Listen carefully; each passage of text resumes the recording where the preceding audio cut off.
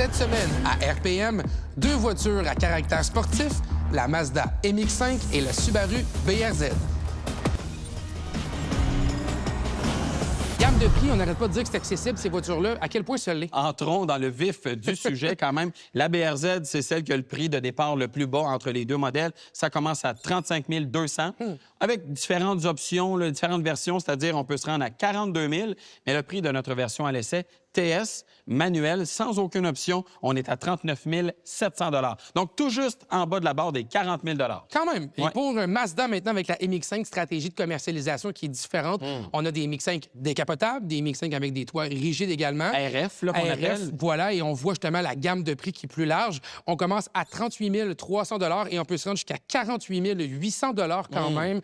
Ça commence à faire beaucoup de sous pour une Mazda MX-5, vous allez me dire. Notre variante à l'essai, 35e anniversaire qui célèbre les 35 ans du modèle, se vend 47 000 $. Oui, un peu plus de 7 000 $ de différence avec le BRZ. Sans doute que ça va avoir un impact dans notre évaluation des deux modèles. Justement, allons tout de suite à la présentation de nos deux véhicules. Pointage. Pour son prix plus élevé, la MX-5 obtient 2 sur 5. La BRZ obtient quant à elle 4 sur 5.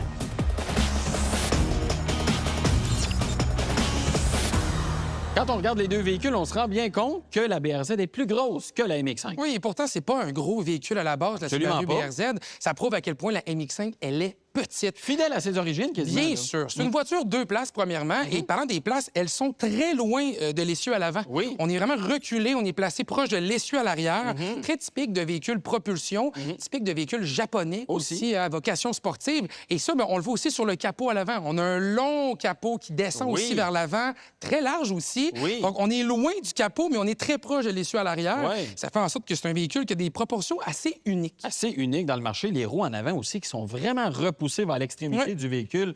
Moi, je trouve ça vraiment réussi en matière de style. Puis il y a quand même une certaine commune mesure avec le BRZ. Ben oui. Dans le sens où ici aussi, on a un capot. Oui, il est moins long que ce qu'on a du côté du MX-5. C'est quelque chose, là. Mais il est quand même plus long que ce qu'on retrouve chez d'autres modèles Subaru, par exemple. Même les roues sont avancées par rapport à d'autres modèles Subaru. On n'a pas ici la contrainte d'avoir un véhicule à 4 roues motrices, comme les autres modèles de la gamme du constructeur. Donc, ça permet une certaine largesse de ce côté-là. Ça, je trouve que c'est bien. Cabine aussi, pour le BRZ, déportée vers l'arrière, plus grande que ce qu'on a du côté du MX-5, pour la simple raison qu'on a une deuxième rangée, ce qu'on n'a évidemment pas du côté du Mazda. Et on a un coffre aussi à l'arrière qui est plus volumineux. Ça change un peu le design de l'arrière du véhicule par rapport à ce qu'on a du côté du MX-5. Ici, Mazda plus trapu, plus ramassé. Ici, peut-être un peu plus volumineux pour donner un certain côté pratique. Oui, les lignes des deux véhicules demeurent très aiguisées. C'est très agressif également des deux côtés.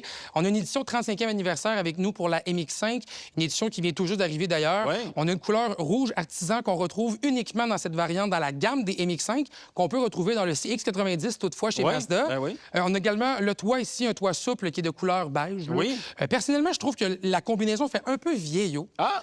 C'est unique par contre dans la gamme. Oui. Donc, ça, bon, on va le donner pour Tu ça. le veux pas, tu prends une autre version, c'est à peu près de même. là. Il y en a d'autres.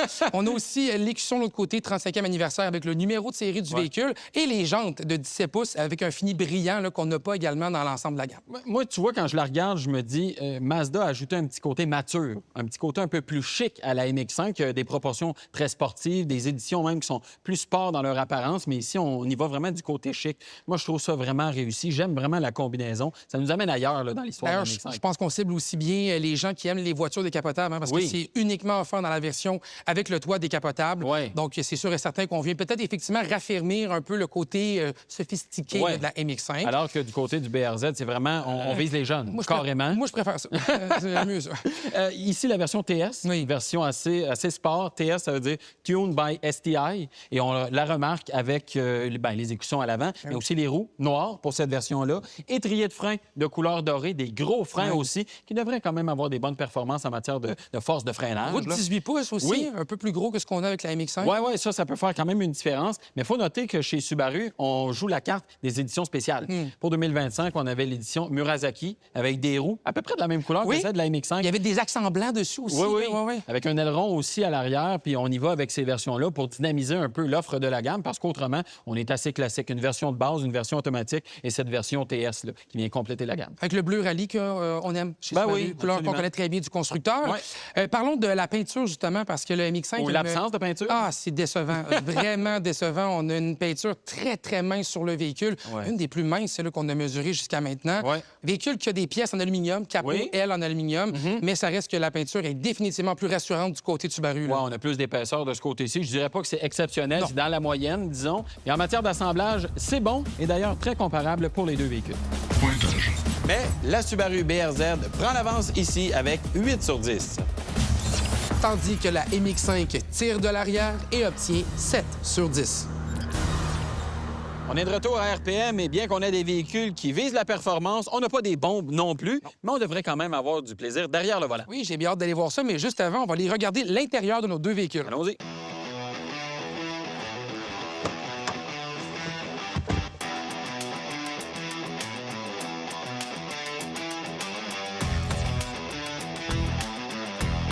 Sans surprise, c'est très difficile de prendre place à bord de la Mazda MX-5. C'est un véhicule qui est compact, un véhicule qui est petit, donc c'est vraiment pas facile d'enjamber le seuil pour prendre place à bord. Chose aussi que j'ai remarqué, c'est la visibilité. On voit pas grand-chose vers l'avant, le pare-brise est petit, même chose pour les fenêtres latérales. Et à l'arrière, c'est pareil, donc vraiment, la visibilité est pas très bonne. Mais ce qui me saute aux yeux, et vous le voyez clairement présentement, bien, c'est ma position de conduite. Je suis surdimensionné par rapport à l'espace qui est disponible à bord. Ça fonctionne pas du tout pour moi. J'ai vraiment l'impression d'être un monster truck dans un festival de marionnettes. Vraiment, je ne suis pas à ma place ici.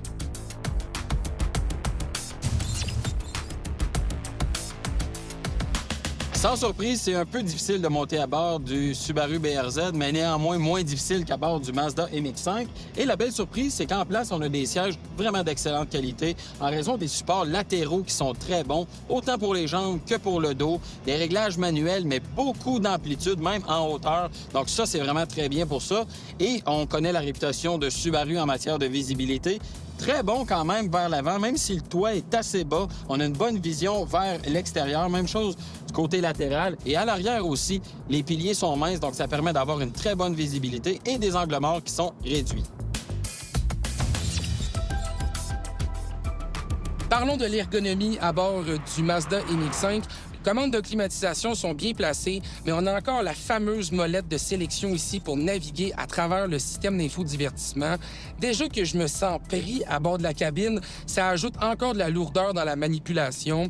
Moi, je trouve aussi que l'écran d'infodivertissement qui est de 8,8 pouces, c'est trop petit. C'est franchement pas agréable à naviguer. La résolution est pas bonne. Petite astuce toutefois, on a accès à Android Auto et Apple CarPlay qui se connectent de manière sans fil. Petit avantage ici comparativement au Subaru BRZ. Mais sinon, je trouve que l'instrumentation aussi, c'est très standard. On a une instrumentation analogique. C'est correct, là, l'information est là. C'est une voiture sportive. C'est classique. Je ne déteste pas ça. Mais on est très loin ici d'une révolution en termes de présentation. L'espace de rangement à bord du MX-5, bien, c'est pas compliqué. Il n'y en a pas. On n'a vraiment pas d'espace de rangement nulle part, pas de vide-poche, coffre à gants qui est petit et en arrière de moi. Donc ça, c'est clairement pas un avantage du véhicule. Ce qui est très fort toutefois, c'est la finition des matériaux et aussi l'assemblage dans la cabine. C'est beau, c'est chic, c'est soigné. On a des couleurs contrastantes. On a également la finition dans la porte qui va être la même couleur que la carrosserie à l'extérieur.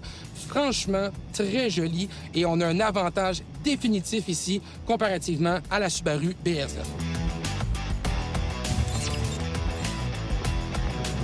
Fidèle à la réputation de Subaru, l'ergonomie à bord du BRZ, c'est vraiment très bien. Tout est facilement accessible. Commande de climatisation très claire. Interface du système d'infodivertissement. Ancien système.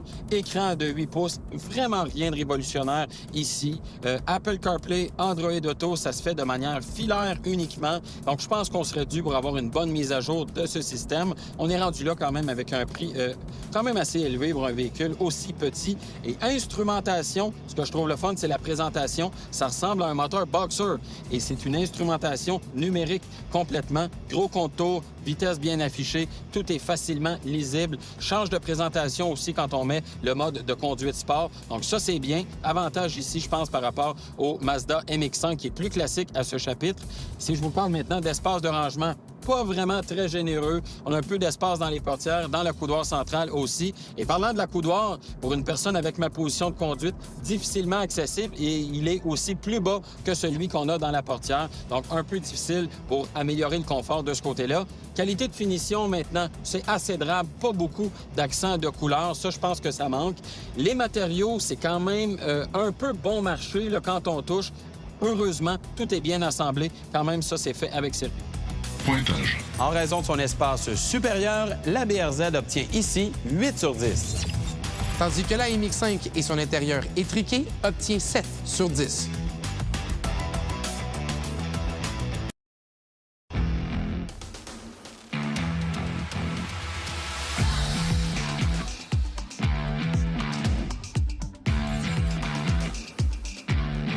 C'est la roue puis? Oui. Clairement, tu vas avoir plus de choses à dire sur le Subaru que moi sur le Mazda? Ouais, même si c'est pas révolutionnaire ce qu'on a chez Subaru, il y a quand même un avantage ici. D'abord, on a des places arrière, ce qu'on n'a pas du côté Ben oui. du MX5.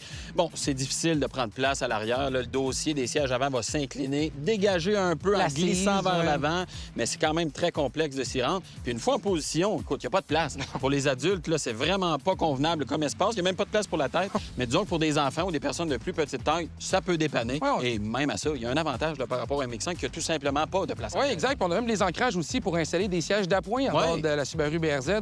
Petit avantage ici pour les parents en quête de polyvalence légère et de sportivité. Ouais.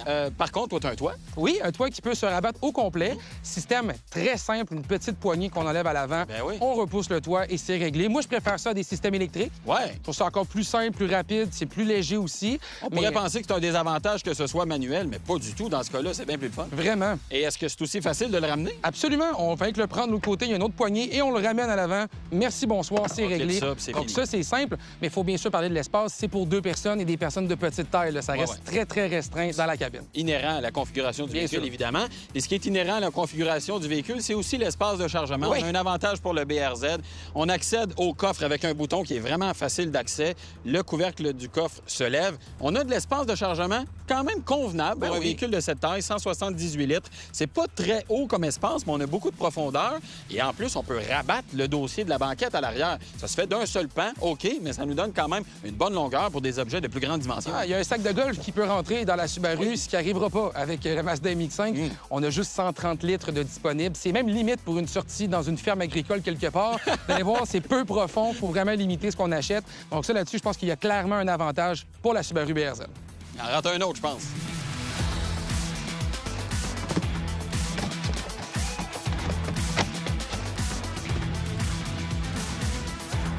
C'est tout.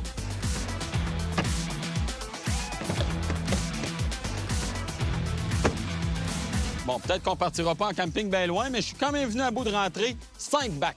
Moi, il est rentré un petit. Pointage. Comme elle est plus pratique, la BRZ obtient 6 sur 10. Alors que la MX-5 obtient 4 sur 10.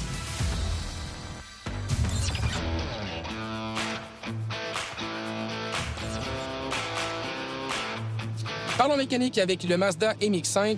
On a un moteur 4 cylindres de 2 litres à l'avant. On promet 181 chevaux et 151 livres-pieds de couple. C'est pas beaucoup. Je vous dirais que le problème, c'est surtout à bas régime. On cherche la puissance lorsqu'on accélère, donc il faut vraiment rétrograder pour avoir le couple nécessaire. Je pense que c'est moins convaincant que ce que propose la BRZ en termes de motorisation. Là, toutefois, où la MX-5 se reprend, c'est en termes de transmission. J'adore la transmission manuelle à 6 rapports qu'on a ici. L'embrayage, c'est précis. Les changements de vitesse sont aiguisés, vraiment agréables à manipuler. Et ça, je pense que c'est une force de la Mazda MX-5.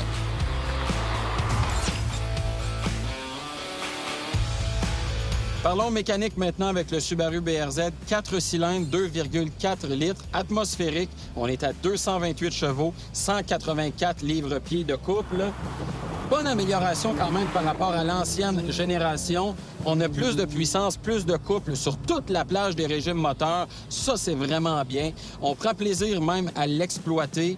Monte jusqu'à 7500 tours, donc vous avez du jeu en masse pour avoir du plaisir. Boîte manuelle, 6 rapports. Moi, je suis pas fan des transmissions manuelles de Subaru. Je trouve que ça manque de précision dans le maniement du levier. Même chose pour l'embrayage. Je pense qu'il y a un petit avantage pour le Mazda de ce côté-là. Et en matière de rouage, propulsion uniquement, différentiel à glissement limité, Torsen à l'arrière. Je l'ai essayé en conditions pluvieuses et ça permet bien de transmettre la puissance à la chaussée pour avancer. Donc, bon point de ce côté-là. Comportement routier maintenant de la MX-5, bien, c'est un véhicule qui se manie très bien. Aucune surprise ici. La direction, c'est précis. La suspension, c'est bien calibré aussi. Même que j'ai envie de dire que quotidiennement, c'est un équilibre qui est assez agréable.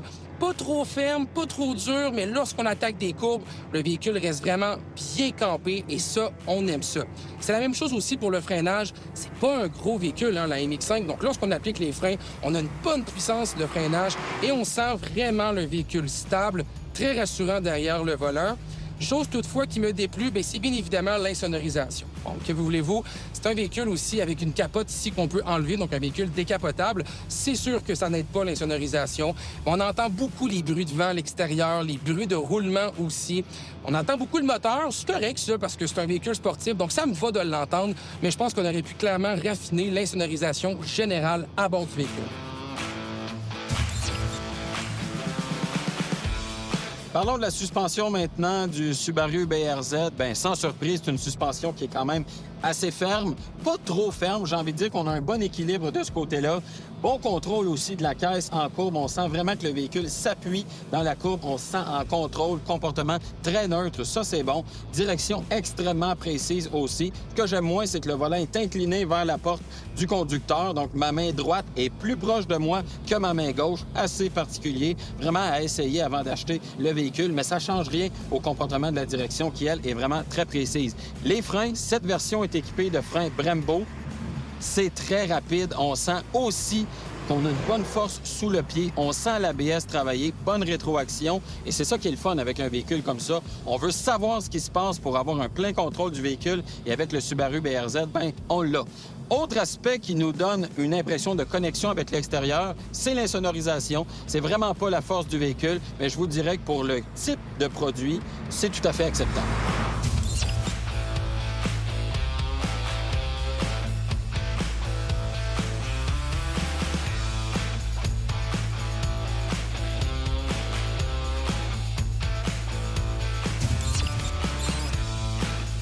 Parlons des modes de conduite à bord du Mazda MX-5. C'est pas compliqué, il n'y en a pas. On peut simplement calibrer le contrôle de traction en mode piste. Donc ça nous permet d'avoir un petit peu plus de liberté là, si on veut faire, par exemple, de la glisse contrôlée. Moi, honnêtement, ça me dérange pas que la Mazda MX-5 n'ait pas beaucoup de modes de conduite parce que c'est un véhicule de puriste, boîte de transmission manuelle. On a le cadran analogique de taux moteur dans le visage également. Ce qu'on veut, c'est conduire les deux mains sur le volant. Et je m'attendais pas à en avoir beaucoup non plus des modes de conduite dans ce véhicule-là. Donc pour moi, c'est pas un problème. Et il y a tout ce qu'il faut pour avoir du plaisir à bord.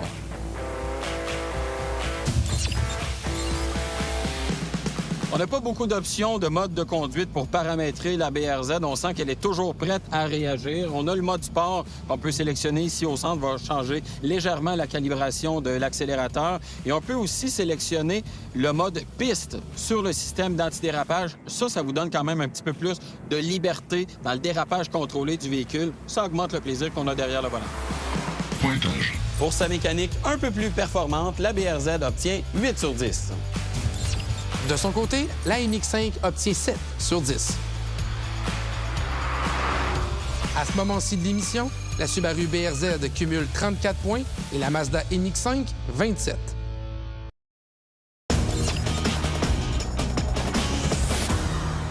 De retour à RPM et c'est le moment du segment technologique avec la Subaru BRZ et la Mazda MX-5. Oui, puis ce qui est intéressant, c'est qu'on va parler de système d'assistance à la conduite. Moi, je me dis, bien, des véhicules manuels qui mettent l'accent sur le côté sportif, on ne doit pas avoir grand-chose. Bien au contraire, on a des systèmes qui sont bien répandus dans les deux véhicules, notamment régulateurs de vitesse intelligents. Oui, on a ça dans les deux, dont aussi dans la Mazda MX-5. On a également les avertisseurs d'angle mort, des choses qu'on connaît bien, mais je ne m'attendais pas à ce genre de sécurité-là supplémentaire pour un véhicule comme ça. Même freinage automatique d'urgence. Ben oui, absolument. On a le radar à l'avant là, du pare-choc à gauche, juste en bas. Ouais. Donc, on a quand même une aide à la conduite supplémentaire, ce que je ne m'attendais pas. Subaru a peut-être un petit peu l'avantage avec le système EyeSight qu'on connaît bien, mais c'est pas Ouais. tout à fait le même système qu'on voit ailleurs Non, chez c'est Subaru. ça. Ben, on a vraiment les deux caméras qui sont dans le haut du pare-brise, mais on n'a pas de suivi de voie, par Ouais. exemple. On a le freinage automatique d'urgence, régulateur de vitesse intelligent, avertisseur d'angle mort aussi. Mais disons que c'est moins évolué que ce qu'on retrouve du côté des véhicules Subaru à transmission automatique. Phare directionnel sur les deux? Ouais, ça, c'est intéressant. Ça, là. j'aime ça. Le soir, lorsqu'on conduit, prend des courbes, on voit les lumières tourner avec nous. Ouais. Franchement, très agréable. Oui, c'est une petite touche de sécurité. Généralement, on ne voit pas ça dans des véhicules assez généralistes, assez de base. Mais du côté de chez Subaru et Mazda, on intègre de plus en plus ces technologies-là. Quand même le fun pour les consommateurs. Ouais, c'est sécurisant puis c'est le fun. Oui. Parlons d'applications mobiles maintenant. Ça aussi, c'est un aspect technologique de nos deux véhicules. My Mazda, My Subaru, des applications mobiles qui sont quand même assez de base. Oui, très de base, effectivement. Système qui fonctionne par abonnement après la garantie de 3 ans, 60 000 km générale du véhicule. Donc, on l'offre gratuitement pour 3 ans. Ouais. Ensuite, c'est 9,95 par mois pour Mazda. Ça nous permet de déverrouiller à distance le véhicule. On peut également avoir un système de démarrage à distance, mais uniquement sur les modèles munis de la transmission automatique. Ah, ouais. Donc, pas dans notre cas présent. Il y a quelques petits éléments aussi, comme le diagnostic du véhicule, l'état mécanique, prendre des rendez-vous aussi. Ouais, ouais. Mais c'est vraiment très standard. On connaît maintenant très bien ces applications. Oui, 3 ans également inclus du côté de chez Subaru et ça coûte 189 quand la période de 3 ans d'essai est terminée. Parlons de coussins gonflables maintenant. Seulement 4 du côté de Mazda. Vraiment pas beaucoup. On a 7 avec Subaru. Oui, puis ce qui aide peut-être, c'est la configuration de la carrosserie. On a un toit rigide, ce qu'on n'a pas du côté de la Mazda, donc on peut y intégrer, entre autres, les coussins gonflables en rideau. On a aussi coussins gonflables pour les genoux du conducteur, quand même intéressant. Et en matière de résultats au test d'impact du côté de chez Subaru, on a de très bons résultats, même si on ne parvient pas à atteindre les plus hauts honneurs en la matière. Oui, chez Mazda, on n'a pas parce qu'on n'a pas testé le véhicule, donc j'ai pas de résultat à vous donner. Pointage. La Subaru obtient ici 8 sur 10. Et la Mazda MX-5, 7 sur 10. Parlons de l'entretien maintenant de nos deux voitures sport. On commence avec le Subaru BRZ. Toujours la même stratégie chez Subaru. 4 types d'entretien différents qui vont s'alterner. Autour de 10 000 km, on fait la première vidange d'huile. À 20 000 km, on rajoute l'entretien des freins. 60 000 km, on fait le nettoyage des injecteurs et on va vidanger également le liquide de frein.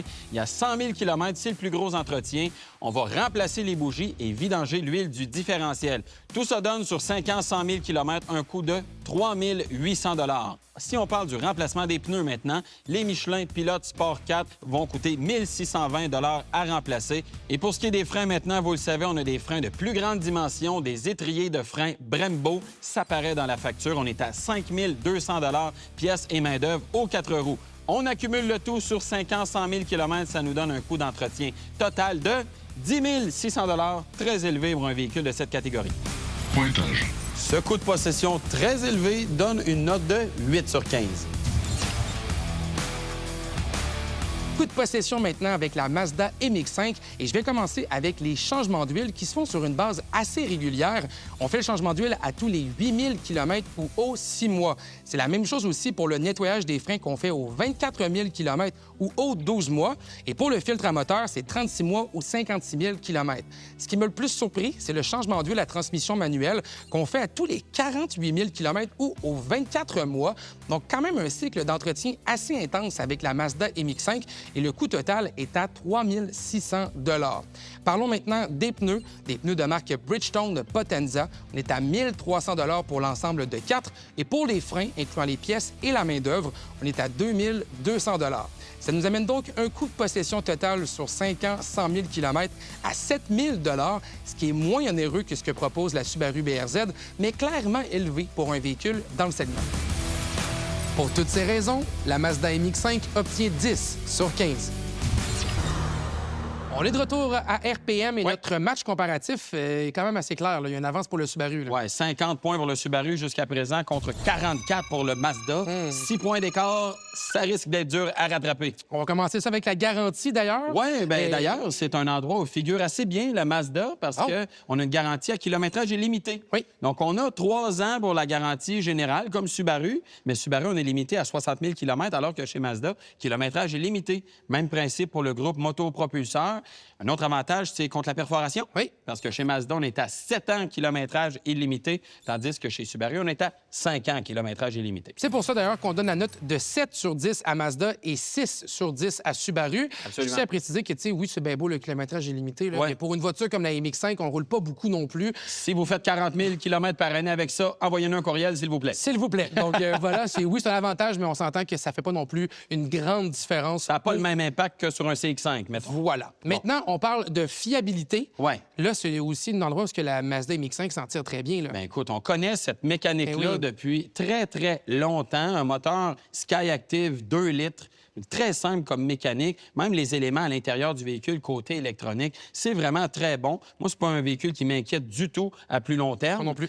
Je pense que du côté de chez Subaru, c'est peut-être un petit peu plus difficile, là. Oui, bien, c'est les moteurs. Hein. Les moteurs qui ont connu des ratés, surtout en Ouais. début de cette nouvelle génération. Et même si on se rapporte à la première génération des BRZ avec le moteur 2 litres et pas le 2.4, on avait eu des consommations d'huile excessives aussi, des rappels. Donc, ça n'avait pas été si évident que ça. Faut dire que les conducteurs qui ont ce genre de véhicule-là en abusent un peu. Et voilà. Et Souvent, ça vient avec des problèmes un petit peu plus présents. Et c'est là que j'allais aussi, parce que le 2.4 semble, du moins sur papier, un peu plus solide, mais clairement, la BRZ n'a pas la fiabilité d'une Mazda MX-5. C'est pourquoi on donne à la Mazda la note de 8 sur 10, tandis que chez Subaru, on est à 7 sur 10. Valeur de revente maintenant, Oui. intéressant de voir ça aussi, parce que tant qu'à acheter un jouet, on espère être capable d'en récupérer un bon montant lorsqu'on veut le vendre. Oui, puis quand on regardait la valeur des années précédentes, autant d'un bord comme de l'autre, on constatait quand même que la valeur était bien maintenue avec les années, Oui. à un niveau quasiment équivalent Oui. en plus. C'est quand même une bonne nouvelle pour les acheteurs, puis c'est très bon la valeur de revente de ces véhicules-là, et c'est pourquoi on leur donne aux deux la note de 8 sur 10 pour l'aspect de la valeur de revente. C'est le moment de donner nos points positifs et négatifs sur nos deux voitures. Et je commence ça avec la Subaru BRZ et ses points positifs. Un agrément de conduite qui est indéniable, une certaine polyvalence quand même avec le coffre et les places arrière et le rapport plaisir-prix qui est vraiment très avantageux. Côté des points négatifs maintenant, un habitacle qui est trop sobre mériterait d'être retravaillé, des coûts d'entretien très élevés et un système d'infodivertissement qui mériterait d'être retravaillé. Pour la Mazda MX-5 maintenant et ses points positifs, eh bien, on a la fiabilité de la mécanique qui est rassurante, une conduite qui est très agréable aussi et elle est offerte en variante décapotable. Petit avantage ici. Au niveau des points négatifs, l'infodivertissement qui est détestable, l'espace qui est très limité à bord et un prix qui est élevé également, surtout pour notre variante à l'essai. Maintenant, est-ce que ce sont deux véhicules que nous recommandons? Ça, je trouve que c'est une bonne nouvelle pour les acheteurs qui veulent avoir du plaisir, mais en payant pas trop cher. Deux véhicules qu'on peut vous recommander compte tenu de leur bilan de fiabilité, mais aussi de l'historique qu'on a. Ils sont présents quand même sur le marché depuis quelques années et ont une fiabilité rassurante des deux côtés. Garochez-vous pour les acheter, c'est ça que ça veut dire. Avant qu'il n'aille plus. Oui, c'est le temps de le faire. Pointage final. Bon, quand même, on constate que la Mazda a effectué une petite remontée dans les dernières catégories. Ça lui donne la note de 67 sur 100. C'est pas assez toutefois pour déclasser la Subaru BRZ qui, elle, obtient 71 sur 100. C'est donc la voiture qui remporte ce match comparatif. Oui, clairement, on l'a vu hein, durant notre match comparatif, le côté pratique de la BRZ l'aide beaucoup. Ouais, on n'est pas dans un suburban non plus, mais quand même, quand on compare avec le Mazda, c'est mieux. Mais là, on voit clairement les différences. On a aussi le plaisir de conduire hein, qui est assez présent quand même. Bon, il n'y a pas de version décapotable, donc ça, clairement, un avantage pour les acheteurs pour la MX-5. Oui. Mais n'empêche que la BRZ, au quotidien, clairement plus viable, plus facile de travailler avec ce véhicule. Surtout en termes d'espace, Eh oui. parce que vous l'avez vu dans la Mazda, c'est vraiment très restreint. C'était quasiment drôle de te voir dans le véhicule. J'avais vraiment l'impression d'être un clown sur un petit vélo. Là, Ouais, tu sais, c'est ça. J'étais vraiment dans un véhicule qui était très, très petit. Faut Là. que tu baisses le toit pour quand tu prends une voiture demain. Minimalement. Mais même pour les gens qui pourraient acheter ce véhicule-là, avoir un peu plus d'espace, c'est gagnant. Ça rend les week-ends, disons, en escapade peut-être un petit peu plus facile avec une BRZ. Puis on se prive pas d'acheter des cadeaux à la visite en voyage là, parce qu'on a de l'espace en BRZ. Ouais. Ça vaut la peine.